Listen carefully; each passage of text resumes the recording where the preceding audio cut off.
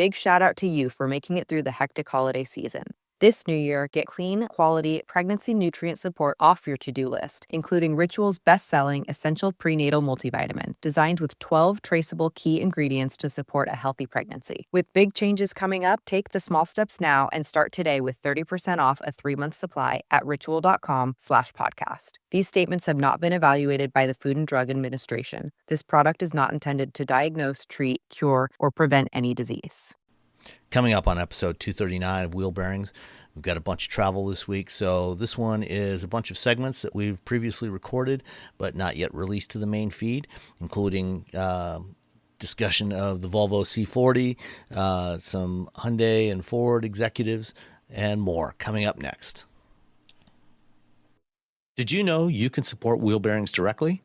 Head to patreon.com/wheelbearingsmedia and you can become a patron today. Your contributions will help fund the platforms and tools we use to bring the podcast to you. And exclusives and improvements are already on the way thanks to your generosity. So if you want to be part of an automotive podcast like no other, head to patreon.com/wheelbearingsmedia.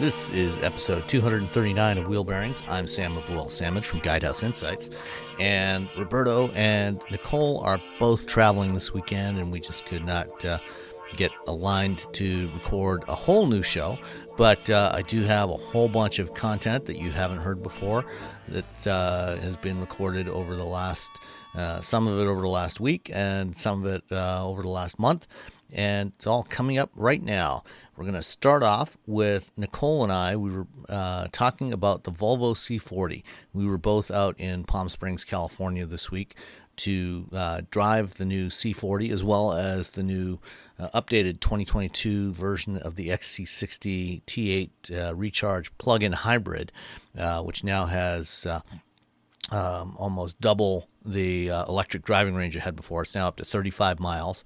But this discussion is just about the C40. So let's start off with that. All right, Nicole, we're here at Palm Springs. Mm-hmm. Hummingbirds flitting around us here in the garden. Like flowers. Yeah. We just drove the Volvo C40. Volvo's first, not purpose-built, but first electric-only model that they're adding to the lineup. What'd you think? Overall, I liked it. I would give it a thumbs up. I thought it has that very Volvo interior where it's luxury, but it's not that flashy, in-your-face kind of thing. Not ostentatious. It is not ostentatious. It's like, I'm a luxury car, but I don't need to shout about it. So it got that feel. I mean, it feels like a Volvo in good ways. Yeah. I enjoy driving it. I think the one-pedal driving in this is fantastic. I think they did do a great job on that. I think for the listeners, for those that are not familiar with the C40, it's basically an XC40 with a different roofline. Mm-hmm, pretty much. They squished the back. Sort of coupé style roofline. You know, kind of if you mashed up an XC40 and a BMW X6. Okay, that feels accurate. Yeah. And it's got the same powertrain that's in the XC40 Recharge, which is also a battery electric, and the Polestar 2. Yes. So 402 horsepower, 400 and some foot-pounds of torque. I can't remember. You're the number guy, Sam. I'm not going to know that number off the top of my head. I know one number. I know the range. 226 miles of range. EPA rated. That is the one thing that is maybe it can be a little bit disappointing to some people, I think people, you want that. You want to see that 300. You want to see a crazy amount of range. But truly the reality of it is that you don't need that kind of range for 99% of what you drive. Yeah, if you're going on a road trip, you need it. How many road trips do you take in a year? It's not... Me personally, not that many anymore. See, so it's not like you're every day. Most people aren't going to drive more than 226 miles. We're not talking Mazda MX-30 kind of range. Right. See, that's a range where I had a panic attack on the drive program because I missed an exit and I thought, oh my gosh, how many miles do I have before I'm going to run out of miles now? I sort of panicked, but you don't with this. I mean, we drove all day long and still came back, with tons of miles still left in the car, and we roamed all over the place in Palm Springs, and they had us look at houses and stuff. So we really did roam around in Palm Springs. And the morning part of the drive was driving up into the mountains. Yes. And then of course, we recovered some of that energy coming back down. Yes. I liked it. Positive. I like it. It's the I don't know, weird, different things. There's one trim. So that's it. Get your one trim. $59,000 roughly. 59 grand for that one trim. I don't even know that there's really any options you can add to it. No, there's not. I think like other than you can put like mud flaps on it and that kind of weird Yeah, stuff. I think there might be some dealer installed accessories. Yeah, but there's nothing like they have all this big options list, and inside you have. And I think I got this right. The seats are, like, the insert on the seat is black, no matter which one you get. But there's the carpet color, like, changes. Yeah. You can get like, what do they call it? It's not black. Charcoal? Yeah. Charcoal or this really funky blue that matches the one blue exterior that looks really good. It's a good color. Yeah. And that, that blue trim on the inside, kind of breaks it up because it is a little dark in there. Yeah, it is. But, and the blue brightens things. I mean, because we all drove the blue ones. We were all little clones of each other today. But they had at the lunch stop, they had a silver one that had the fully black interior. Mm-hmm. And when you open that one up, it's like, it feels a little dark in here. It feels a little dark. So getting the blue does definitely make it feel a little bit more open and a little bit brighter. I think I would get the blue. Yeah. So, if you've driven the XC40 before, and we both have, this is very familiar. Mm-hmm. I mean, it is, for all intents and purposes, an XC40 with a fastback roofline on it. Yeah. But that roof line, there is one minor drawback to that. Actually, even though it's they've sloped back the roof line, you don't really give up any headroom in the back seat because that one trim option you mentioned includes a standard all glass roof. Mm-hmm. So I think the designer said that gives you back about 35 millimeters, so about 1.5 inches of headroom because you don't have the headliner. Did you feel like it was roomy in the back? I didn't feel like it was tight, but I didn't feel like it was roomy. Yeah, I mean, it was more than adequate. I'm 5'11". I set the seat, the driver's seat, for and you took a where seat I would back be. there, and it was fine. And I sat back there. I had plenty of leg room, plenty of headroom, so no problem at all. All right. And it was fine for me. I mean, if you're 6'4", 6'5", then you're in trouble. You're probably going to have a little bit of a squeeze back there. So if you're a basketball player, this might not be the best car for you to ride Roberto Baldwin. Or Roberto. Roberto's never going to be able to get into this car. He's just going to have to fold like a pretzel to sit in the back. I mean, he has driven it. I mean, he'll be fine in the front. He drove it in Sweden. Yeah. What was it, back in October, I think. October, yeah. There is one drawback though from that design, which is rear visibility or the almost complete absence of it. 100%. When you look through and when you look at that back window, it doesn't look that compromised from the outside, but once you're sitting in the car, that little glance you do into the rearview mirror isn't a glance. You're kind of like almost sort of bending down a little bit and trying to see. This little mail slot to look through. Yeah, because you feel like you have to stare at it for a second because you have such a narrow field of vision. You think, did I actually see? Have I seen as high and as low as I want? It's not good.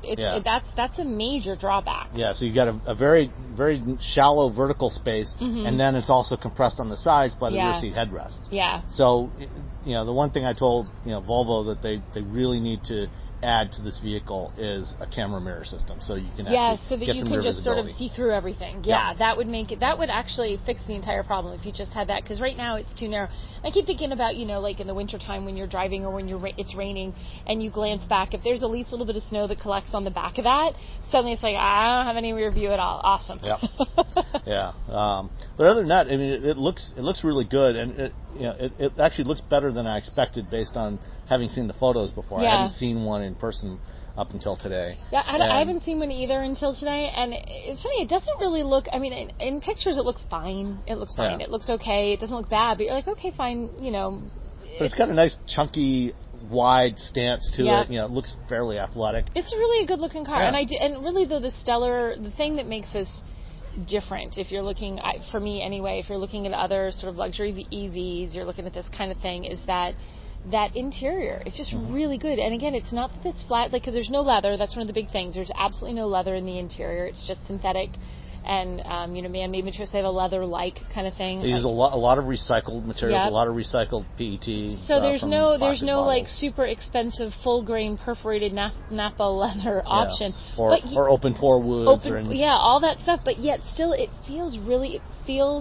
materials feel good under your hand and they look good. And it creates this really rich, warm, inviting experience for passengers. I thought that, not every EV does that. Some of them actually feel, even when they're not cheap per se, they have, it's like, well, we're going to use plastic everywhere, and it's light, and it's, and I'm like, it feels cheap. This felt like a luxury car, even with the absence of leather, which is sort of, and like real wood, which is sort of a hallmark of luxury cars. Yeah, and 400 horsepower and 450 some foot-pounds of torque. It goes. It's got plenty of acceleration. Yeah. 0 to 60s, I think a little over 4 seconds. Yep. So it's quick. It's not. You don't feel any sense of it not being able to get out of its own way. It definitely moves. It's not like a super sporty vibe in terms of handling, and like it's not like driving the Mustang Mach-E. They're very different. The driving characteristics very different. Like you think, oh, are EVs really that different? Oh yeah, the Mustang Mach-E feels like a performance sporty EV. This feels more like a Mustang. It feels more like a Mustang, as it should, and this feels more like a nice, pleasant highway cruiser. You wouldn't mind taking a road trip in this. It's comfy. So very different vibe. And driving up into the mountains, up from Palm Springs up to Coachella Valley, Vista Point and beyond. It's a tight, winding mountain road. Going uphill and then back downhill. So it really shows off the handling capabilities of this thing. It feels really stable. No body roll. No, it handled well. It has a not an overly huge amount, but it does have that road noise. You can feel a little bit of the tire, which isn't. And it's got big wheels and tires on it. Exactly. So you're going to get some of that. That's going to be inherent. And because you don't have the powertrain noise.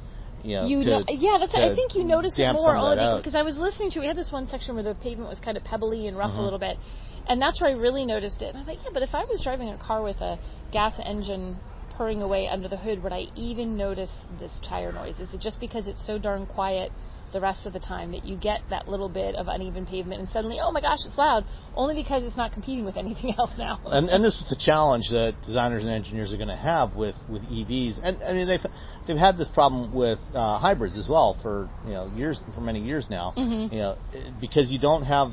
You've taken away some of those other noises that we're used to hearing in a car. Right. All of a sudden, these other things that you never noticed before start to pop up. Suddenly they seem loud, even if they're not any louder than the car you drove 5 years ago. Because it's the only thing you're hearing. But it's all you hear, so it's like when there's something squeaking, you're like, what is that squeak? What is that noise? Suddenly it's so loud because it's what your brain focuses on. But to their credit, at least in my car, there was no squeaks or There were no rattles. squeaks, no. Everything, no. Yeah, it was not all that the solid. car was squeaking, just that, So no, the car was very solid. It felt very well put together. It felt... it's almost $60,000. It felt like an almost $60,000 car in every way. I liked it. I liked it a lot. Now you mentioned the regenerative braking earlier. Yes. One of the things that they've done in this one, they have the one pedal mode, but it turning that on and off is in the touchscreen interface. So you got to go into the settings, and it's only like I think 1 or 2 levels down. Yeah. And it's just one tap, to turn it off. But when it's on, I thought it was really smooth, very intuitive. You very quickly get used to, what it takes to modulate the accelerator to get just the right amount of braking force. And, the transition, is very, very linear, very, very predictable. Yeah, I always say that learning how to drive, or just not even learning, just trying any vehicle with one pedal driving, it's a bit like getting behind the wheel of a car with a manual transmission that you've never driven before. There's that brief period of time where you're trying to figure out the pressure, the exact right spot on the clutch before it releases. So you have a couple times where you pop it too soon, or you pop it too late, and once you get it, you got it. But it takes a few seconds. You're like, okay, that's where it is on this particular car. It's kind of like that with doing one pedal driving. Like, how hard do I need to? This one was really easy. It was very quick, and it's very well modulated, like you said, so that it doesn't take a long time. You feel like there's very few moments where you don't have it yet, and you're stopping a little harsher than you mean to. And it'll bring the car, to a full stop. Yeah. In fact, on the last leg here after lunch, when we were doing the little architecture tour of Palm Springs, we had a bunch of stops, and it was around town. Yeah. So there was a lot of stopping. I only touched the brake pedal once that whole time. Yeah, you did. It was, and that's really like we're on little side roads where you're kind of pausing and taking a right and taking left. So you constantly would have been on and off the brake had you been driving like normal. But you really need to. It's slowed down, and these are roads where we don't know what's coming. It's not like you're used to how far you're going to have to go. We don't know where the end of it, where we're stopping, where we're turning. It was still really easy to modulate that so that you didn't feel like you were having to give up and like, oh no, wait, I gotta hit the brake, or we're gonna be in trouble here. Yeah. The one thing, talking to a couple of other people, that was a concern that was raised, is the ride quality. Around here, the roads are mostly pretty smooth. Yeah. Some that are a little more coarse, so you get some of the road noise, but no, none of the kinds of potholes that we're used to in Michigan and New Hampshire. Right. And so I'll be curious to try this thing out back home, and see how it feels, because Volvos sometimes can be a little on the stiff side in terms of suspension. Yeah. So the ride, they're not always the most plush riding cars. Yeah. But so it will be interesting to see. At some point, we should get our hands on it on our home turf. And then you can thrash it through some Michigan roads. I can take it on some New Hampshire's excuse for roads, and we can see how it does on really rougher, not happy California highways. Yeah, the first boatloads of C40s are being unloaded now. They should be in Volvo dealers over the next few weeks. But they're not technically in dealers because you have to order it online. Well, they're arriving if you ordered it. They've been doing pre-orders for a while. Yeah. They will be arriving at dealers for delivery to customers that already pre-ordered them. Yes, otherwise you have to go online and order it. That's going to be the mode, right? Yep, that's the plan, is primarily online ordering. And you can also do the Care by Volvo program, so the subscription program where you have a flat monthly fee that includes the lease price for the car, insurance, all service and maintenance. All the stuff. And every 12 months you can change it out for something else. Yeah. Change it to a different car. It's an appealing thing if you have the money, because if the pricing works out for you and you can afford it, kind of a neat way to get a new car every 12 months. Yeah, and obviously you've got to do some comparison shopping with your insurance rates to see how that all works out. But it can be worth it. I mean, it's basically just a new variation on a lease. Yeah. But essentially, it's still an option. Different option for people. Yeah. So we both liked it. We both liked it. I would give a thumbs up. All right. Yeah. Great. Well, since probably won't see you again for a couple more weeks. Yeah. You're going to be traveling. I have lots to travel. I'm all over the place. Right. Mazda and Jeep and other stuff, all sorts of stuff. All right. Well, we'll talk to you again soon. Okay. Bye. Bye. Next up, I've got a conversation with Anders Gustafsson, the head of Volvo Cars for the Americas, talking about what's going on with Volvo and the future of the brand. Anders Gustafsson, CEO of Volvo Cars North America. Volvo has made a lot of news over the last year in a variety of areas, particularly around electrification. The target for the company, I believe, is to go completely electric, fully battery or fully electric by 2030, right? Yes. And is that global, or does that include North America, or is that just for Europe initially and maybe a little longer time frame for some other regions? No, it's global. Okay, so one of the big challenges for every automaker with making the shift to electric, of course, is batteries, supply of batteries. Obviously, today there's nowhere near enough capacity, batteries, raw materials to go fully electric, even if we wanted to stop building ICEs today. Volvo has announced a joint venture with Northvolt, got a plant going up near Gothenburg.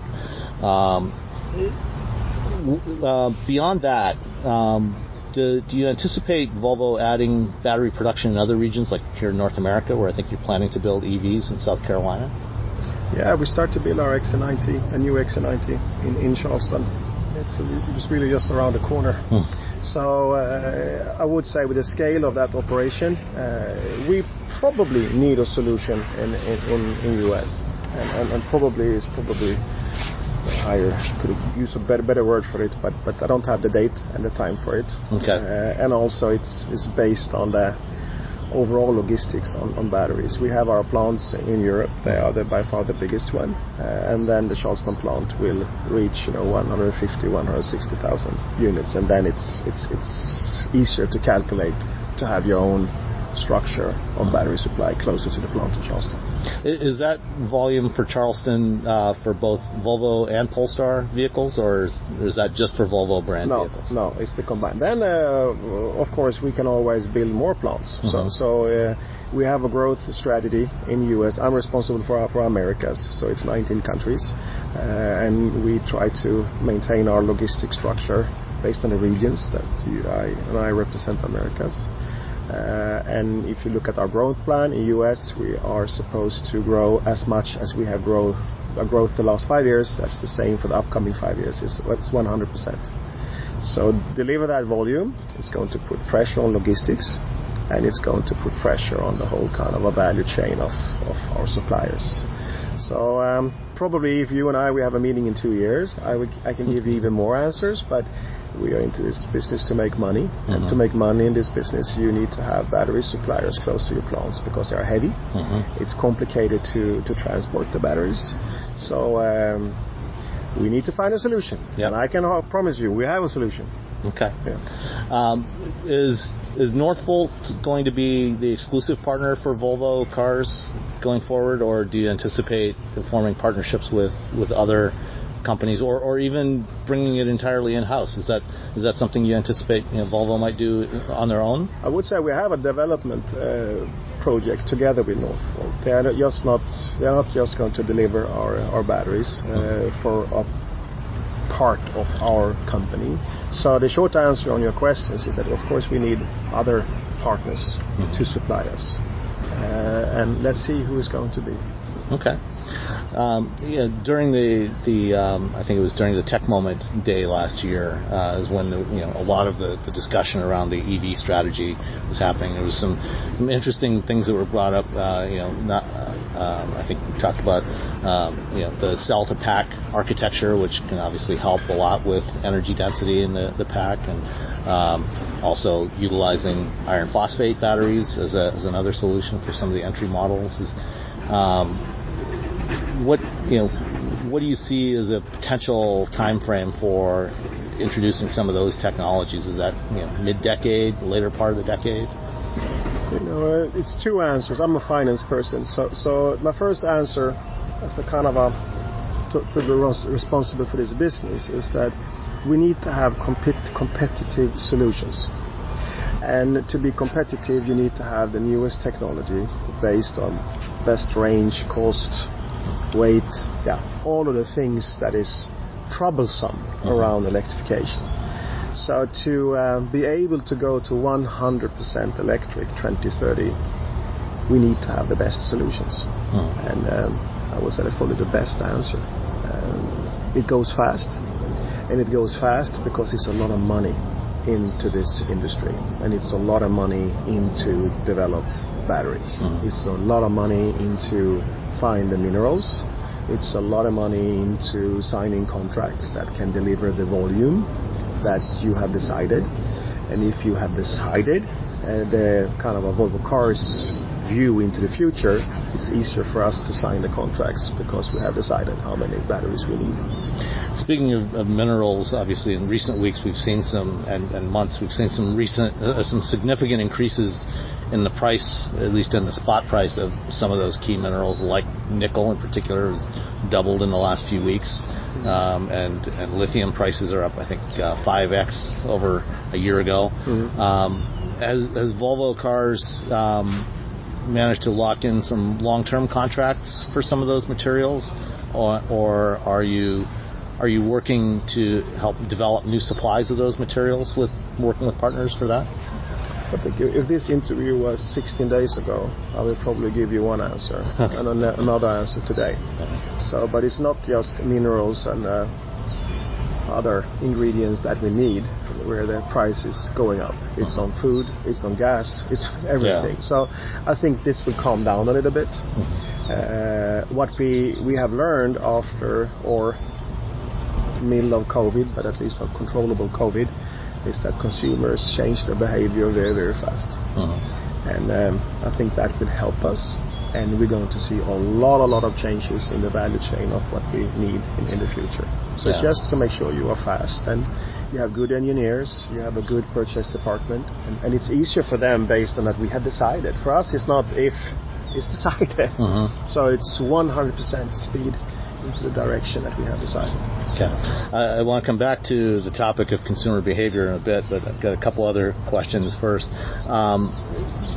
One of the interesting changes over the last few years for legacy automakers like Volvo has been the shift in the attitude towards a lot of the electrification components. If you go back a decade, most automakers did not consider that batteries needed to be a core competency. Most did not really consider motor design and manufacturing to be a core competency that they needed to develop. And that has really shifted. Obviously, you talked about batteries, things like motors, power electronics. Are those areas that are being developed internally by Volvo Cars now? We took a decision a couple of years ago, and now we have executed it, is that all ICE development for our cars in the Volvo family is sold or outsourced to another company. So our engineers, they are 100% focused on electrification. It's easier if they are 100% focused, and that is how we are kind of decided to solve the prioritizations that you have in a company. Mm-hmm. When you have two solutions and two of, I would say, engineer skills, and this is not a fight between them, but we have decided the direction that we would like to go, and then we will buy the ICE and hybrid solutions from the group that we are included in, and I think that's right. Well, that's a good approach, I think. Okay. So does that mean that components like motors you'll be building internally rather than sourcing those from suppliers? Yeah, let's see where we're going to land. First of all, the company, the engineers that we have, if I use the word, moved over to another company where we buy all our ICE components, and also they are the ones that is developing and buying the hybrid batteries for our hybrids. It's run by them, and they know what we need, and they of course take care of the other brands in our company. Okay. One of the big changes across a number of Volvo models over the last couple of years has been the transition to the Android Automotive infotainment system. And I know Volvo worked very closely with Google to implement that. Volvo Cars was along with Polestar, were the first brands to bring that to market. Last year during that Tech Moment Day, there was a lot of discussion about bringing software development in-house, doing more of that internally, having more of it done by Volvo engineers. Do you think that will be that will include partnerships like the one with Google and potentially with other partners, or do you see longer term some of that work that you let Google do, bringing that back internally as part of that effort to internalize software development within the company? It's a lot of question in one question, so yeah. If I can answer that. First of all, we have decided to set up and develop our own software company in Stockholm. We announced that last week. It's going to be a big operation, at least from a Swedish point of view. It's 900 colleagues that's going to be based in Stockholm, so we can fight with other high-tech companies in Sweden. We have a lot of them, as you know. Mm-hmm. It's easier to find the spearheaded talents, and they will of course work with our development center that we have here in California. So to answer your question, we will of course develop things and solutions that is linked to our central computer approach. That is one of our strongest statements in our new cars. At the same time, it's very, very important to be a good customer to our partners. So, and I think maybe I should ask you to have a meeting with Google and ask them why they like Volvo, and why Nvidia like Volvo, and why Luminar likes Volvo. Mm-hmm. Our engineers, they're good to work with. They are good listeners. We try to do a good job, so the plug and play processes based on the technology that we have developed and their technology is easier, and they can work together in a smoother way. Mm-hmm. And I think then it's easier for our partners to find the best people in their companies, because people that like each other work better together. And I think that is one of Volvo Cars' success factors. Okay. You mentioned earlier that all of the ICE development has been shifted to this new company within the larger group, Geely Group. Are the current SPA and CMA platforms that Volvo uses for its models, are they the last that will incorporate support for ICE? Yeah. Okay, so I assume they'll continue to evolve over the next 5, 6, 7 years at least, or towards the end of the decade, but then everything new coming out forward will be exclusively battery electric? Yes. Okay, great. All right, so back to the topic of the last question related to customer behavior. One of the shifts that we've seen over the past year, in part driven by the effects of supply shortages, has been, particularly here in North America, has been a shift towards factory ordering. Traditionally, American customers have tended to go to a dealer, buy out of their inventory, and drive off the same day. And a lot of companies are reporting getting a lot more factory orders now. And of course, I think the premium brands, European premium brands like Volvo, has had probably a higher percentage of that over the years. And I think through the Care by Volvo program, I think you probably had a fairly high percentage of that. Do you see that continuing to accelerate? And do you see a shift for the way that your dealers in North America operate in the coming years? Is it going to be more primarily factory ordering as opposed to buying from inventory? I think it's yes and no. If you ask me what I want and what is best for us, it's of course to plan our infrastructure. It's by far leaner and it's easier to plan the plants and it's easier to negotiate with our suppliers. So yes, if you ask me, that would be great. But I've been responsible for Europe, Middle East and Africa and Sweden before, where you have 100% customer order, at least 95. It's not always good either. So it's good to have a mix. And right now, I think we are at 35 or 40% customer order, and that is by far the highest in the history of Volvo Cars in North America. But I also think that in the future, at least what we plan for, is that we're going to have cars in US.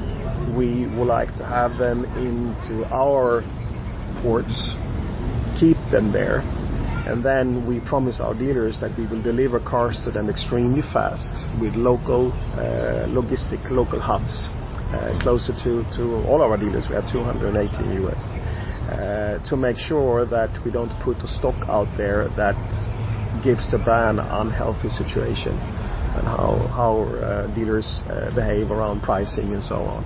But at the same time, I would like to use their entrepreneur skills. We need them. We need each other. So let's see where this is going to land. We have decided we're going to do it together, but we will also learn from the last 2 years that sometimes it's better to have less cars than demand. Yeah. Okay. All right. Well, thank you so much for your time, Anders. Thank you. Pleasure to chat with you. Thank you so much. Thanks, Sam. Smartphones have gotten way more expensive over the past decade, and all it takes is one impact on a hard floor to make you wish you had spent a few bucks to put a case on it. Going online without ExpressVPN is like not having a case for your phone, and it only costs a few dollars a month. Nicole, Robbie, and I travel a lot for our work, and we spend a lot of time in hotels, coffee shops, airplanes, and of course the Delta Sky Club. Connecting to the Wi-Fi in any public places with shared Wi-Fi puts your data at risk because bad actors could be intercepting what you send and using it to steal from you. It only takes some cheap hardware to intercept Wi-Fi data, and even a smart preteen can do it. Hackers can make up to $1,000 per victim selling personal information on the dark web. ExpressVPN stops the bad guys by creating a secure, encrypted tunnel between your device and the internet. ExpressVPN uses state-of-the-art encryption that would take a supercomputer up to 1 billion years to crack. I have ExpressVPN on all my devices, including a MacBook Pro, Windows laptops and desktops, and Android and iOS phones and laptops, or tablets. When I want to be secure, I just launch the app, click once to connect, and my data is secure. As I said, I travel a lot for my work, and I have to connect to countless public Wi-Fi networks in many countries. I have ExpressVPN on all my connected devices so that whoever else is on the same network can't see any of my data. That's important because I often have to check banks, credit card accounts, and transmit client data that might be sensitive, as well as filing articles on news that might be under embargo. ExpressVPN protects all of it, and I've been paying for my own account for years. Secure your online data today by visiting expressvpn.com/wheelbearings. That's expressvpn.com/wheelbearings, and you can get an extra 4 months for free.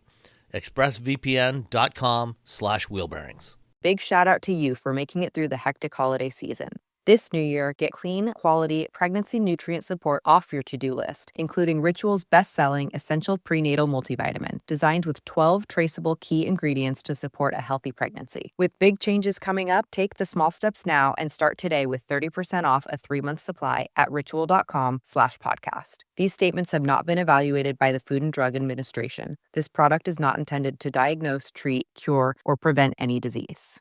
I also spoke with Christina Vasandani, who is the senior product manager at Volvo, about the new Android automotive infotainment system that they are rolling out into all of their vehicles. They've already got it in several of them now, and it's going to be coming out across the board over the next few months. All right, Christina, you are the let's start with what your title, your role with Volvo. I'm Senior Product Manager for Cross Car Line Technologies and Accessories. Okay, so we're driving the new C40 Recharge today. First, battery electric only model from Volvo, but obviously it shares a lot with the XC40 and also the Polestar 2. One of the big changes that Volvo has done over the last couple of years is being the first automaker to roll out Android Automotive and Google Automotive services and have that really deep integration with Google in your infotainment system. What was the rationale for Volvo to go in that direction, to go away from an in-house built, purpose-built system to working with an open source platform like that? Mm-hmm. That's correct. We were the first to introduce Google built-in as a broader company, Volvo Car Group. And this was when we looked at developing the next generation infotainment system into our cars. We really looked to who was best out there. And we do find that having a partnership as we have with Google really allows us to bring the best technology into our cars, and also in that partnership we're able to enhance and build out our services over time. So with Android Automotive in our cars, when the customer drives off the lot, that's no longer the time when the car is at its best. We're able to deliver new software to the cars over the air so that we continuously enhance the current functionality. We can even bring in new features over time to the car. So it's really providing that great platform and foundation together with Google. And then, of course, it's Google, so it's something very familiar to our customers with best-in-class voice control and also best-in-class navigation.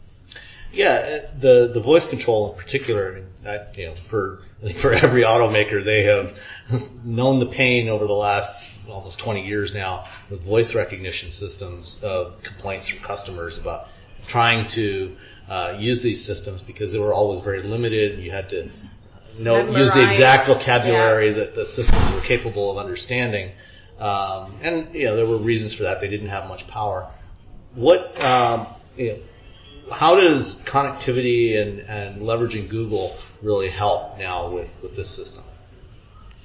I want to say the main benefit with Google Assistant in the car is that Google Assistant supports natural speech. So you simply activate Google by saying, "Hey Google," "Okay Google," or you can press the button on the steering wheel or microphone on the HMI, various ways, but you can just speak naturally. So you can say, "Hey Google, sing me happy birthday," for example, and it really allows you much more flexibility. You don't have to memorize certain phrases or commands to control in-car functionality. It's very easy to use. And if you happen to be an Android user, I guess I know at home we've got some Google Assistant-enabled devices in the house. If you log into your Google account with those, once you've trained it to recognize your voice, it can distinguish different voices, right? And does it do that in the car as well? If for example, if you and your partner each use the car and you have your own profiles on there, will it recognize who's asking the question? That's a good question. I would have to come back to the actual recognizes different voices. However, in the car, if you have multiple drivers in the household, we recommend that everybody creates their own profile in the car for the best experience. So, for example, I have my own profile with my preferences tied to my key, and then my husband has his own profile in the car, and that's a great way with his Google account connected. So those are some great ways to really create that more personalized experience. Okay. And we've had Android Auto and Apple CarPlay in vehicles, including Volvo vehicles, for a number of years now. And those always relied on having your phone be connected to the vehicle, and the apps were actually running on the phone. Now that you have this system, apps are downloaded directly from the Google Play Store into the vehicle. Is that correct? And who manages what apps are available? Is that something done by Volvo, or is it Google, or is it a combination of the two? Is it a partnership?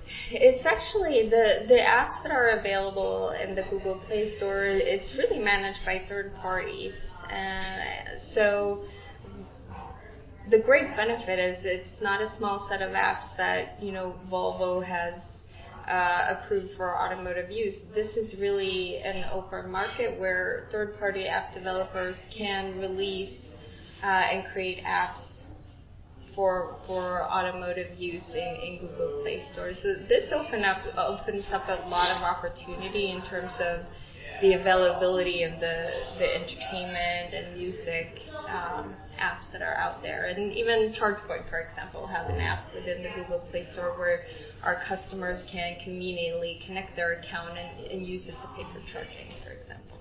And of course, the Google services are actually also tied into vehicle controls, right? So it's not just telling it where to navigate you or what to play, but you can also control other aspects of the vehicle. Is that correct? Yeah, that's correct. So it really allows you to keep your eyes on the road, your hands on the steering wheel. Google Assistant can control the climate settings in the car, heated steering wheel, heated seats. You can make phone calls, texts. And what about for charging, for planning a road trip, for example, if you know that you're going to go drive somewhere beyond the range of the car, has Google or Volvo integrated that, trip planning into Google Maps in the system, so that you can know where to charge? And I'm going to say that's one of the real benefits with having Google Maps native in the C40 Recharge and also the XC40 Recharge. It's great when you're planning on taking that longer road trip. You know that you may need to make a charging stop, so Google Maps can help you plan that out in a convenient way, so that after X amount of miles I'm going to stop here, I'm going to charge, maybe it's lunchtime, have time to have lunch and then continue your journey. But it's also a great way to even control and keep an eye on your state of charge as you're taking a shorter trip. If you need to make a stop, Google will help you find available charging stations.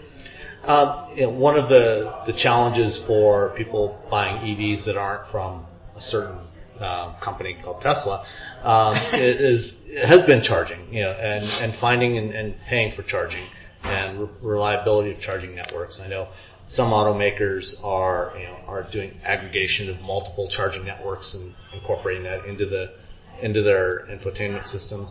What Volvo just today, in fact, as we're talking, announced a partnership with Starbucks to roll out some pilot to roll out some chargers at Starbucks locations. What other sorts of things is Volvo doing to try to make the charging experience more seamless, more friction-free for owners? Yeah. First of all is the care offer, which provides our customers with 250 kilowatt hours of charging credits with Electrify America within their network. And after that is used up, our customers will have access to reduced special rates with Electrify America. We also have a partnership with Charge Points. So together, those two partnerships provides our customers with a lot of opportunity in the public network of charging. But we also know that the majority of our customers will have some sort of charging solution at home, whether that is via just that regular outlet or via our wall box solution together with ChargePoint. That together will provide our customers with very, very good options, but we're continuously working to look to expand. Okay. One other topic related to Google. There are a lot of people out there who perhaps don't trust Google, in terms of their data. And obviously, there's a lot of data going back and forth between the vehicle and Volvo servers and Google servers. How do you respond to people who say, maybe I don't want to use Google services, or I don't want to share my driving data with Google? What has Volvo done to address some of those concerns? Yeah. So using Google in the car is not necessarily any different from using Google on your phone. You can decide what you want to share, and part of the sign-in process with Google, you accept terms and conditions, and you can yourself sort of set what you want to share in the car. Google Maps and Google Assistant are also fully, or I should say, you can still use them without signing into Google. It's not going to be that same level of personalized experience, but they can still be used for navigating and so on. Okay, so if you happen to be an iPhone user, and right now you don't have CarPlay support, but that's coming in a few months' time, I think. Correct. But so if you're an iPhone user, you prefer using Apple services in general, you can still use the built-in Google Maps without sharing any of that data with Google, aside from just, obviously they need to know where it is you want to go to give you a route, but they don't necessarily know it's not tied to you as an individual. Correct. Okay, great. All right, well, thank you so much for your time. I really appreciate it, and it's been a real pleasure driving this car today, and I like what Volvo's been doing with the technology. Looking forward to see what's coming in the future. Next up, at the Chicago Auto Show in February, I spoke with Steve Gehring, who is the Executive Director of Safety Regulations and Policy for Hyundai Motor America. This was following the announcement of a new expansion at their Hyundai America Technical Center here just outside of Ann Arbor, Michigan. All right, talking with Steve Gehring from Hyundai, and yesterday Hyundai announced a big expansion for the Hyundai America Technical Center in Ann Arbor, commonly known as HACHI. First of all, give me an overview of the new safety testing and investigation lab. Yes. Yeah. So what's that all about, and what are you doing there? So, thanks a lot, Sam. It's great to be with you here today.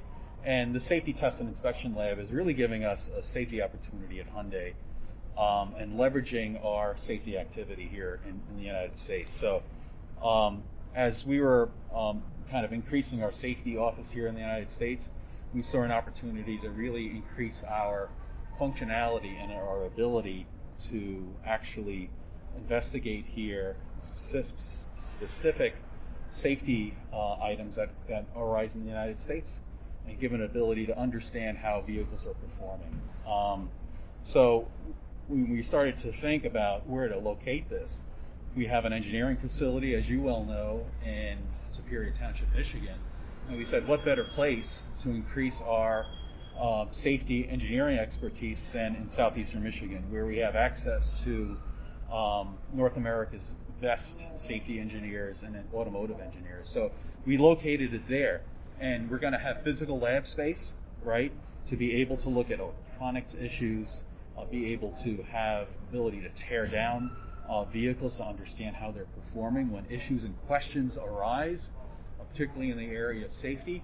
And we are also increasing our footprint there to actually do physical drive experiences too, right? With a vehicle dynamics pad and be able to test vehicles. And we're seeing the emergence of a lot of crash avoidance systems here. That it's on the floor here today at the Chicago Auto Show, and we want to make sure that we have an ability to assess how they're performing, particularly when questions come up. We work very closely with NHTSA on various items, and it's good to have first account information as we're dealing with them to be able to answer questions that come up, and if there's safety concerns with them, for us to take the right action, in a timely manner. So this lab is going to increase our ability to really understand emerging safety issues and improve the safety of our vehicles. So it's something that Brian Latouche, who's our Chief Safety Officer, we've really worked together here to strategize how do we become even better in safety. And we see this as a really terrific tool to be able to do that.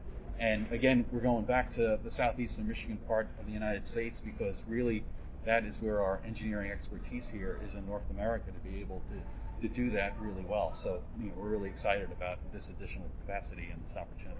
Yeah, and Hyundai Motor Group across the three brands, has really been one of the companies that has been pushing to make a lot of advanced driver assist systems, ADAS systems, as standard equipment across their entire lineup. So it sounds like you're going to be doing more. And you've got some really impressive capabilities, even on relatively entry-level vehicles like the Elantra and the Accent. Are you going to be doing more of that engineering work on those systems out of Hatchie, or at least doing primary development, or just tuning them to the needs of the American market? We're going to be able to really give the company a lot of insight of how those systems are operating here. And there'll be certainly tuning opportunities as well. Our main engineering facilities, our homeroom, if you will, is certainly based in Korea.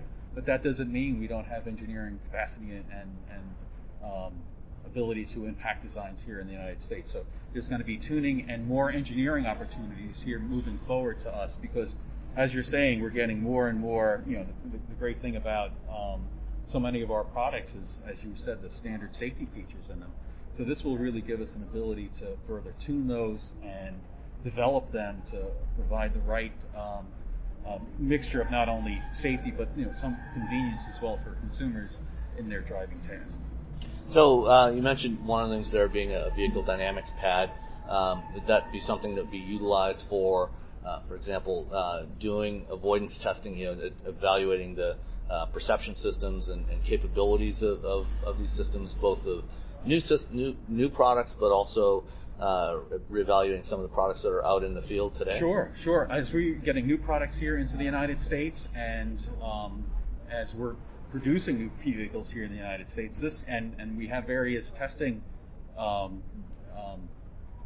organizations, whether it's be IHS, whether it be NHTSA, or whether it be Consumer Reports, and even for our own purposes, to really understand, okay, here's what we produced, here it's coming out of our various plants. Is it performing the way we want it to see it? So it gives us a lot of ability to do that. And as you said, when there's questions of performance in the field, it gives us access 24/7 to be able to get a hold of vehicles and test them. So that's really going to be not only to impact future product that's coming out, and products that are in the field. Any questions or concerns that come up, we're going to be able to address them and really understand them and work with our partners around the globe from an engineering standpoint, particularly in Korea as well, to understand, what does this mean for us? What does it mean for other markets potentially? So we can really make sure our safety systems are providing the best measure of safety possible.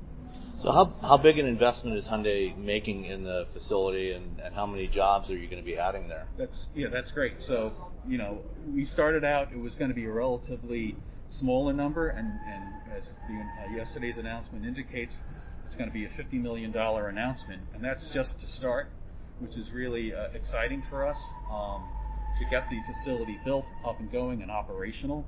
So that's going to be an exciting opportunity for us, and it's going to impact as many as 150 jobs, to start with, to be able to staff that facility with the right engineering expertise to make it operational. So it's a big investment for us at Hyundai, and I think it's a great opportunity for folks in Michigan and that are interested in automotive engineering here in the United States.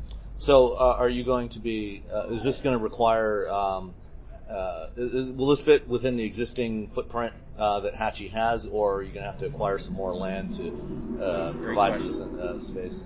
Yeah, so when Hachi was created, the creators of the Hachi facility were very strategic with future growth in mind. So we're able to use our existing footprint and acreage that's there at the facility. So we're not in a position where we have to buy additional land. We're able to work with the community and grow our footprint on the existing land. So we have a lot of open acreage there that we're going to use working with the township to do that. So it's not an additional investment in property. We already have the property. We're going to be able to expand and integrate our new facility into the existing Hachi facilities to work all together there at that one facility from an engineering standpoint. And when is this going to start operations? So we're going to break ground here, in the coming months, I believe, and it's going to take us a while, but we believe by the end of 2023, which is just a little over a year from now, we're going to be operational and being able to use that. We hope it's going to be sooner, but that's the goal, is to be by the end of 2023 be operational, up and going, and providing value to the company and our customers. Well, it's great to hear because even with all the advances that have been made in ADAS and making it more ubiquitous across high volume products, there are still a lot of challenges with it. A lot of testing has been done by agencies like IHS, Euro NCAP in Europe, AAA, we've added things like automatic emergency braking to a lot of vehicles, and it helps, but it's not as effective as some people would like, especially in things like low light conditions. So hopefully, are those the sorts of things that the new facility will help to provide capabilities to improve on that performance? Yes, it will. So we know that the existing suite of crash avoidance features provide great impact. They're effective in the field. Can they be better? Certainly they can. We've seen whether safety systems, whether they be seatbelts, braking systems, as Sam, as you well understand, airbags, get better and better over time. The same thing with crash avoidance systems. We're going to see these sensors get more integrated, be more capable, and provide even greater service to customers and to road users, whether they be pedestrians or cyclists on the road. So definitely we're at just the beginning here of making our sensors and crash avoidance systems even more capable, and this facility will help us do that as well. All right. Any final thoughts about what Hyundai is doing that you'd like to share? Yeah, I think I've been in the industry, Sam, as long as you have, and I've seen a lot of change in it. It's exciting to be at Hyundai. We're growing our market share. The company is really resonating, and its products is resonating with consumers with terrific designs, terrific value, and most importantly, for me, is terrific suite of standard safety systems.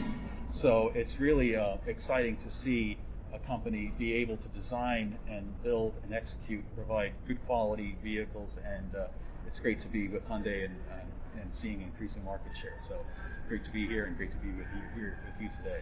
All right. Well, Hyundai is doing some great stuff, both for consumer vehicles as well as through the joint venture that you have with Aptiv or Motional, getting ready to launch robo-taxi services with that. So good luck, and thanks for taking the time to talk today. Thanks, Sam. Great to be with you. All right. Also at the Chicago show, I had a chat with Jasen Turnbull, who is the marketing manager for the Ford F-150 Lightning, which will be going into production in the next couple of weeks. Okay, nice. So even closer than we are. Yep. Yeah. All right. So, Jasen, you're the marketing manager for the F-150 Lightning. So, let's start off. I mean, first of all, the reception to this thing has just been, I think, it's surprised everybody. Certainly surprised me. And what's the current status of the program? You stopped taking reservations in December, converting orders. How's that process working so far? Yeah. So as you mentioned, demand is through the roof, and the key thing is that's a good problem to have. Mm-hmm. But the current process is December 6th, we actually stopped taking reservations. So we topped out about 200,000 reservations. Right now is we are actually inviting the first reservation holders to convert to an order. So starting January 6th is we actually invited those first group of customers to actually place an order, and those customers will be the first to take deliveries in the coming months. Okay. And so far, how's the conversion rate looking? When you invite a reservation holder to convert to an order, what's your conversion rate looking like at this point? Yeah, we can't share specifics, but what we can tell you is, especially early on, people are really excited. So we're seeing a very, very high conversion rate right now. And it's more of the biggest issue is what to buy, the Platinum layer or XLT. But what we're seeing is everyone's pent-up demand. So as soon as they get the invite, they're actually basically converting to order that hour. Mm-hmm. What about in terms of the split of vehicles, different trim levels, or particularly standard versus extended range? Have you seen any surprises there, and what's that looking like? Are most people going extended? Yeah, so for FA Lightning, we have a wide band because we have that commercial vehicle, that Pro Series. It's available both for fleet and retail. On the fleet side, obviously that Pro Series is that custom fit for that customer. On the retail side, it's going to be predominantly longer range, that targeted 300-mile range. And then at launch, we're seeing that Lariat trim to be that high volume configuration right now. Which kind of lines up pretty well with conventional gas F series as well. It's those mid trim levels, XLT Lariat. Correct. Yeah. Kind of the big take rates there. What for on the commercial side with the Pro? I think the 200,000 reservations that you've talked about. That's just for consumers, right? That does not include the commercial customers. Is that right? Correct. We haven't broken it out though, but it's tens and tens of thousands. And from the I don't know if do you deal with the commercial side, or is that just the Ford Pro team? Yep. So on the commercial side, what kind of feedback have you gotten from the customers that that normally buy pickup trucks about the Lightning Pro? Yeah, so developing the product, there's two critical things that we wanted, our customers wanted. One is our base 230 range. We know 95% of our customers on the commercial end drive less than 170 miles. So we knew that 230-mile range was critical for us because, you real-world kind of issues as well. And then at the same time is because we're trying to help them transition from gas to EV, we want to make it as simple as possible. So we made a strategic choice to share the cab and share the bed length. So let's say they have a toolbox or basically aftermarket system because they're going to water their crops. It's a plug and play. So they can have gas F-150s and they'll also have the Lightning side by side, utilizing those same aftermarket equipment as well. And I think Ford's talked about with the commercial customers that a significant portion of those they're not all returned to depot every night. Yep. A lot of times they have people that they just take the vehicles home and they charge it home. Yep.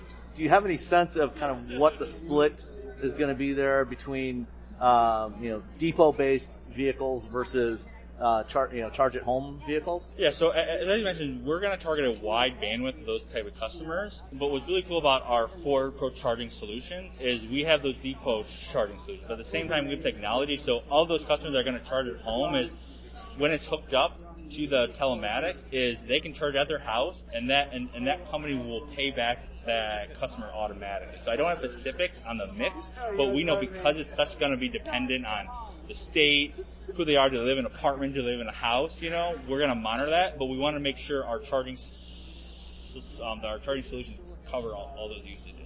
And Ford Pro last year acquired a company called Electrify to integrate what they're doing into the whole telematics platform. How's that working? Is that going to be a part of how you manage or how you help your customers manage how much is being spent on charging, for home charging, as well as things that are going on at the depot, managing, which vehicles are charging when, that sort of thing? So the key advantage for us in port charging is with that acquisition, and then with our growing kind of footprint, is what we found is all these fleets want to go electric, but hey, they need to talk to this utility, or they need to talk to this state, or I'm not allowed to do this, or they don't know what they need because I need to charge in 6 hours or 16 hours. So the key thing is the Ford Pro charging solutions, it's almost consulting. So we will go in there and basically work through, hey, how many basically EVs that you want to purchase, what's the usage, how many chargers do you need? Do you need 2? Do you need 13, depending on what it is? And we work side by side with them. And the key to that purchase with Electrify is the key thing is they have that expertise already, and we're basically building up upon that. Okay. On the commercial side, one of the great features of this truck is that it has the capability of towing 10,000 pounds. Yep. But there's also a challenge when you're towing, whether you're towing with a gas vehicle or an electric. It uses a lot more energy when you're towing, and so range is going to decline substantially on the EV. What kind of feedback have you heard from customers or potential customers about the needs as far as towing goes? Do you have any sense of what is the typical use case for truck F-150 owners that are towing?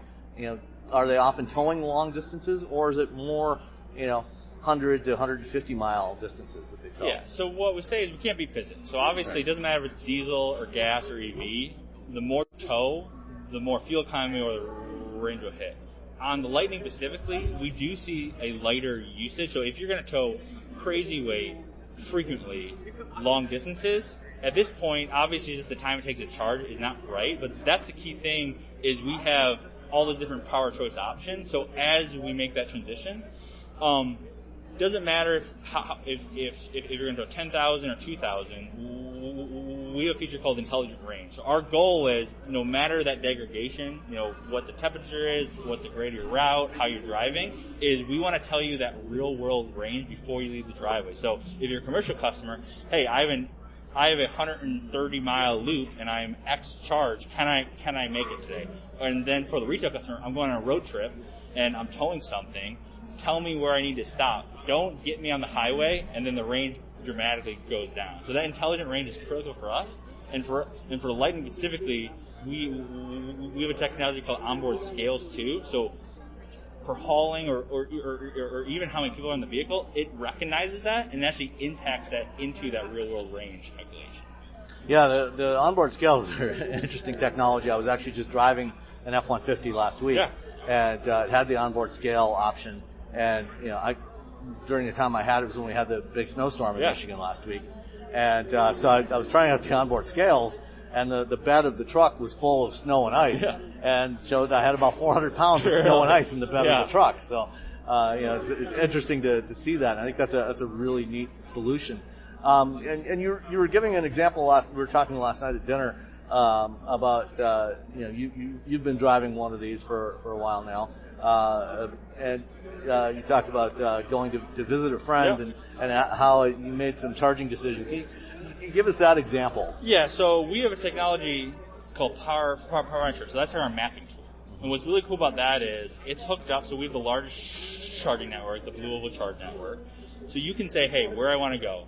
2 stops, 3 stops, as well as what the state of charge wants to be when you hit that destination. So it can automatically say, hey, we recommend this one and this one. And what I mentioned is most routing is just get me to the destination with range, and that's it. Right? What we give the ability to our customers is to pick those charging stations that within the recommendation that makes sense, as well as I want to get to my destination with 40% state of charge. So it knows not just at my destination, but with 40% because it knows I have to go back. So we really work hard because 80% or over 90% of customers are going to be new to EV that purchase the Lightning. And the first thing that we want to make sure is a great experience is that road trip charging experience. That's that key kind of, should I buy an EV or not? And we want to make that as simple and seamless as possible. Yeah, and charging has been clearly an issue with EVs. That's one of the big concerns that consumers have for not adopting an EV so far is availability of charging and the time it takes to charge. And certainly since the debut of the Mach-E, we've seen a lot of reports from people going to charging stations and finding them not functional or charging very slowly. And I know Ford's been doing some stuff around that, the Charge Angels program. Yeah. Can you talk a little bit about how that's going and what kind of progress you're making there? Yeah, that's critical for us because obviously it's that unknown as well as that pain point of showing up to a charger that shows available or shows a rate and it's not actually hitting that charge rate. So we have Charge Angels that actually are driving around physically. We also are utilizing kind of crowdsourcing from reviews or Ford Pass reviews. And as soon as that we see, hey, this Electrify America charge station is supposed to pump out this charge rate and it's this, we work with those companies immediately. And then we have on-site technicians that go install the product. Because we know as the EV charge station footprint grows, that's going to be critical. So every single day, we have people at Ford, that's all their job, is to make sure that we optimize that experience. And when something goes wrong, is we have processes in place to contact those companies. As part of that, are you relying entirely on the customers to report back, what their experience was, or are you also doing some automatic telemetry? Yeah. These vehicles are all connected. You know what the rate of charge is and where it's being charged. Yeah, so it's combination. So we have over-the-air updates. We have telematics. So we know, let's say there's a charging fault, or let's say we know your VIN. We know where you've been charging and if there's any issue. So proactively, we have the cloud that can tell us that. At the same time, is we basically use that crowdsourcing as well as saying, hey, it could be as basic as the parking spot isn't big enough for my vehicle. So a lot of that stuff, you still need that crowdsourcing because there's the data that we get in the truck, but at the same time, we need that real-world review as well. One of the unique options that's available with this vehicle, at least unique to the North American market so far, is the intelligent power backup system. Yeah. I think that's something that I think potentially a significant number of customers might be interested in. What kind of response are you seeing to that? I guess first, let's talk a little bit about, if you can, about exactly how that system's going to work. What a customer has to buy in order to have that capability. Yeah. So before I mention that, we have two technologies. We have the Pro Power on board, which is outlets in the trucks. Separately, what you mentioned is we have an all-new Ford Intelligent Backup Power.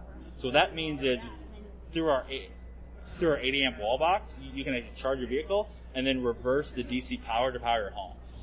For the customer who purchased the Lightning, we are partnering with the largest solar panel company and installer in the country, basically Sunrun, and they're going to white glove and walk through all of our customers the different options. So they'll be the primary installer. A customer can choose however they want, but when they purchase it, we're working with Sunrun. So what's going to happen is a customer will order a Lightning. They will then be contacted by Sunrun saying, hey, your Lightning is estimated delivered in a couple months. Do you want to start the setup now? Yes. Sunrun will go on site, so it depends on what the customer needs. If they just want the wall box to plug in, they can do that. If they want the backup power, they can do that. So in that scenario, Sunrun will walk through, hey, here's the wall box, you have your electric outlet, you're going to need an inverter and a transfer switch, and then a dark state basic battery to be able to, if the power goes out, to have them communicate. And it really depends on the house, so we don't have pricing right now, because it could be a modern house, old house, you need to do wiring, from the garage or not, but we'll hold our customers' hands through that process, because we know it's such a cool technology, and all these customers that want to do it, we want to make sure that if they want it, we are helping along the way to make sure that they understand exactly what they need.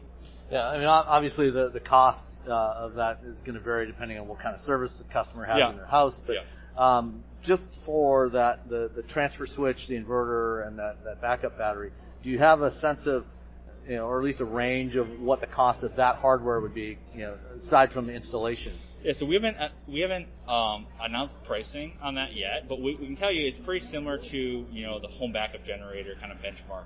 Okay. Today in the industry. Okay. What about availability? When is that going to be available from day one when you start shipping? Yeah. So Lightnings to customers. Our goal is the wall box is obviously with extended range battery variant. It will be delivered before you take delivery. So that allows Sunrun to, if they want it to be installed before taking delivery, they can do that. So yes, it will be available at launch. Do you have a sense of kind of what percentage of customers have expressed interest in having that option? So we know the vast majority want to do that technology. Mm-hmm. We don't have exact forecasts of how many people will end up doing it because cost, do they actually go through purchase of the Lightning itself and all that kind of stuff. But as we're going to learn a lot the first year in market, and then we'll basically take those learnings to make sure we optimize the customer experience. So, I think one question that received from a podcast listener about this is does this work exclusively with the Sunrun system, or if a customer already has a backup generator and transfer switch, can they integrate this with hardware from other vendors?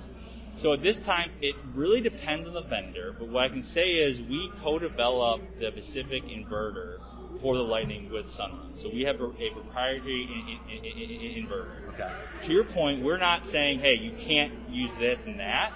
We're setting up the system to utilize ours because we know it's going to work. It's going to be under warranty, and then we know, basically we can provide support for it. But we're not saying you can't use something. It's so new, we're still learning day after day. Okay. Would that potentially maybe require a software update to the truck to enable it to work with hardware from other vendors? Yeah, so I can't answer that. I'm not quite sure on that. Okay. All right. Let's see. What else? And as far as the availability of the Lightning, that's still targeted for this spring? Yep, we are on track for launch. On schedule for that? Okay. Great. Anything else that we haven't talked about that people should be thinking about if they're thinking about an electric truck? I think the great thing with the Lightning is it does all the truck stuff in tow, haul, it's big cab, it has mega power front. So all those truck customers, it's going to be able to do it and more. And what we found in our reservation data is 76% of all reservation holders are new to Ford. So we really think this is going to attract not just. And that's similar to Mach-E, the Mach-E. Correct. Right? Yeah. So we really think when we talk to customers, they go, "I've never driven a truck. I've never driven an EV, but I've always been on the fence and I want to drive an EV." This is pushing those customers over the edge. So we're really excited to see.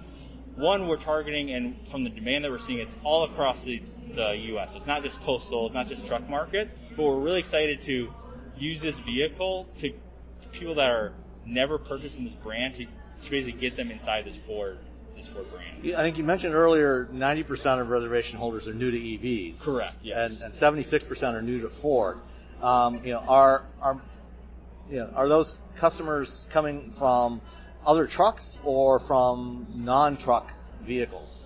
Yeah. So what basically the data we have is a little under half have a truck in the household. It doesn't it doesn't mean what they drive. So what we predominantly see is it's a wide range. There's trucks, there's SUVs, and then also just, hey, I drive a 94 Ford Focus, and I've been saving up, and this is my first new car purchase, and I want an EV, and I want a truck. So it really is across the bandwidth. What about the other 24% that are currently Ford owners? Are they moving from a gas F-150 or Ranger or some other F-Series to the Lightning or from some other vehicle? Yeah, so majority of them are coming from a pickup. Okay. So F-150 or Super Duty or Ranger. So the pickup owners are the people that are already pickup owners are most interested in this, and then potentially a lot of conquest pickup customers.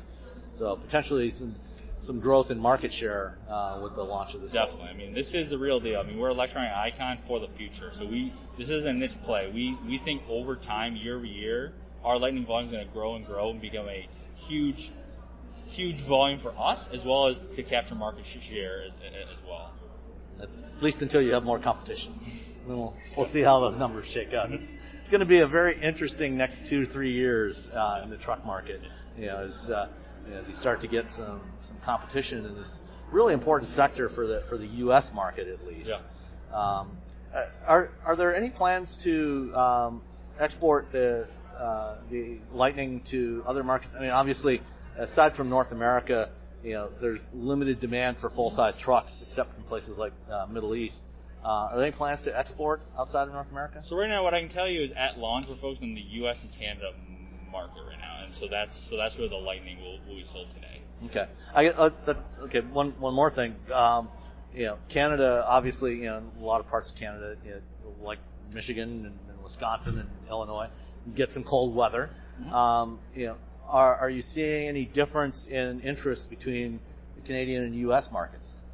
So what we're seeing in cold weather climates is, one, we're proactively kind of working with the customers.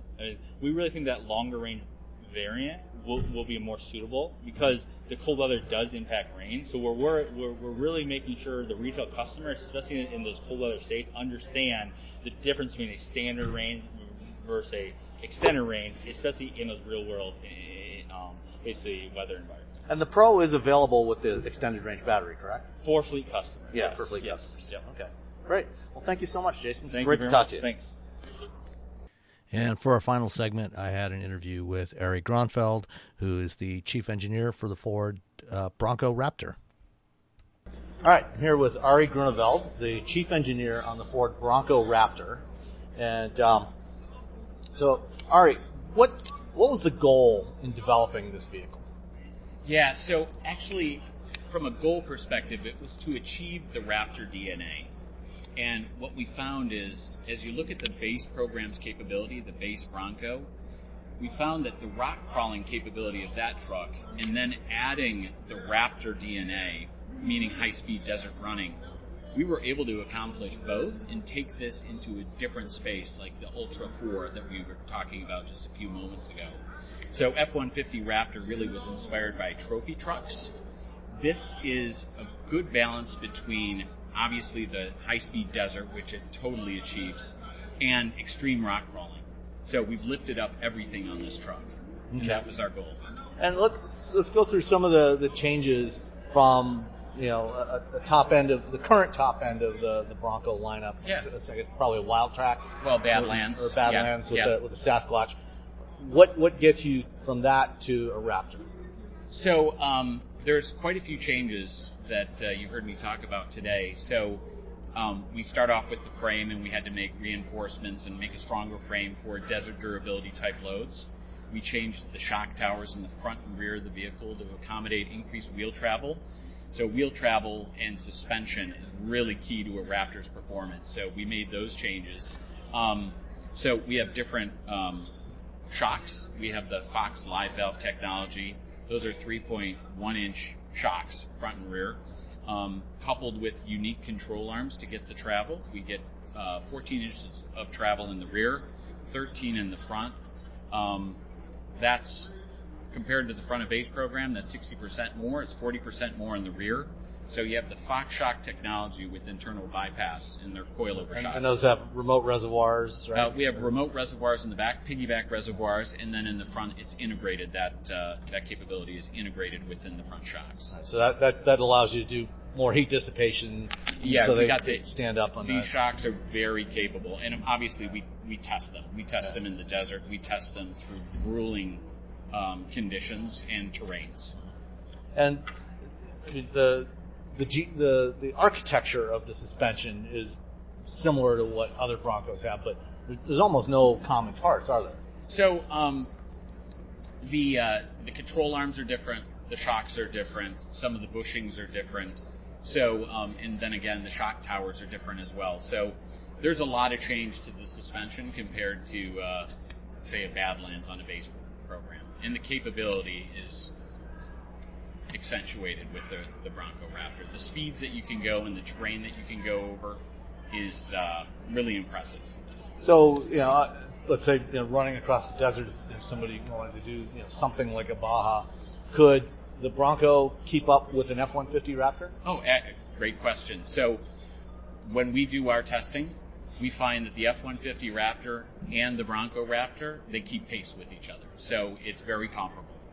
But then when you get into canyons and rock crawling, it sounds like the Bronco would actually be able to leave the Raptor or the F-150 in the dust. Well, I wouldn't say in the dust, but I will say that we've, with that Ultra 4 inspiration, some of the content that we have on the Bronco Raptor is specialized for that rock crawling, if the customer is going to go rock crawling. So whether it's the heavy-duty skid plates, which we have on the Bronco or on the F-150 Raptor, but also like the rock rails that we have on it.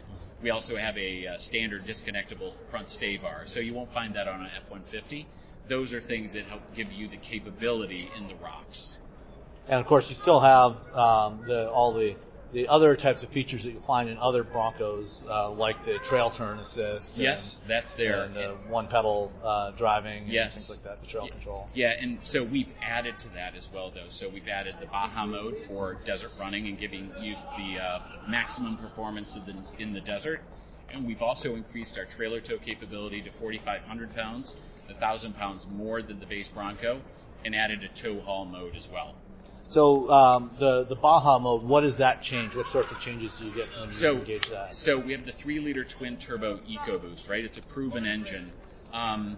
What you get with the Baja mode is opposed to if the customer decides to take their foot off the throttle as they're going through a certain terrain, what Baja mode is going to do is going to utilize this anti-lag technology, something that was previously reserved for like race cars, etc.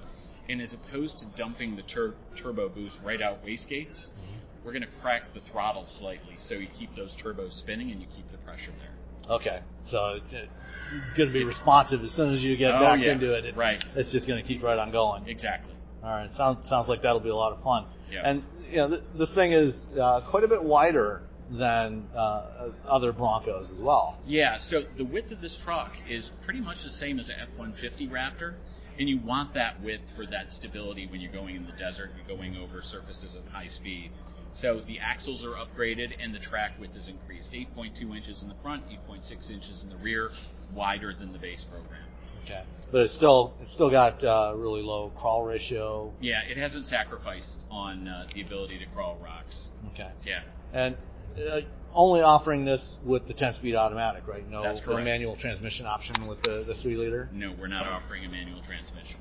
So I got to ask, is this the ultimate version of the street legal Bronco that we're going to see in the foreseeable future, or it's got more stuff up your sleeves? Well, Ford Performance is always looking at different options, but right now we're really excited about this product. It's really the top of the Bronco line and is delivering on the Raptor DNA that people are expecting. Why no 2-door version? Well, we think the 4-door with the wheelbase, as you're going through rugged terrain and extra stability. Yeah, extra stability with the 4-door. So it's 4-door only. Okay. How's the ride quality compare? When you're driving it on the street, which is, to be honest, what most people are going to be doing most of the time with this thing. How is it to drive as a daily driver? Oh, it's great. I can tell you it's great. I've driven the truck many times. I've driven it on-road. I've driven it off-road, at high speed, low speed, in both conditions. And it really is a pleasure to drive. And if you get a chance to drive one with our drive events, I'd really like for you to sit in the seat and drive it. Yeah, hopefully I will. I've actually got a Bronco Wild Track that I'm driving right now. It was just delivered on Tuesday. Okay. And looking forward to spending some time with it, playing with it this weekend. Yeah, so, awesome. Really looking forward to trying this one out sometime later this summer. Yeah, I think you'll be impressed. And when's this going to be available? This summer. Okay. So this summer it's going to be available. And what about, that's not announced pricing yet? We have actually. So base pricing is starting at around $69,995, including destination and delivery. Okay, great. So that would be with a marine grade vinyl interior, but it has all the functional bits of the leather interior, right? Mm-hmm. So all the function is there at the base price. All right, great. Well, thank you so much, Arie. All right, thank you. All right, take care. Thanks. Big shout out to you for making it through the hectic holiday season. This new year, get clean, quality, pregnancy nutrient support off your to-do list, including Ritual's best-selling Essential Prenatal Multivitamin, designed with 12 traceable key ingredients to support a healthy pregnancy. With big changes coming up, take the small steps now and start today with 30% off a 3-month supply at ritual.com/podcast. These statements have not been evaluated by the Food and Drug Administration. This product is not intended to diagnose, treat, cure, or prevent any disease.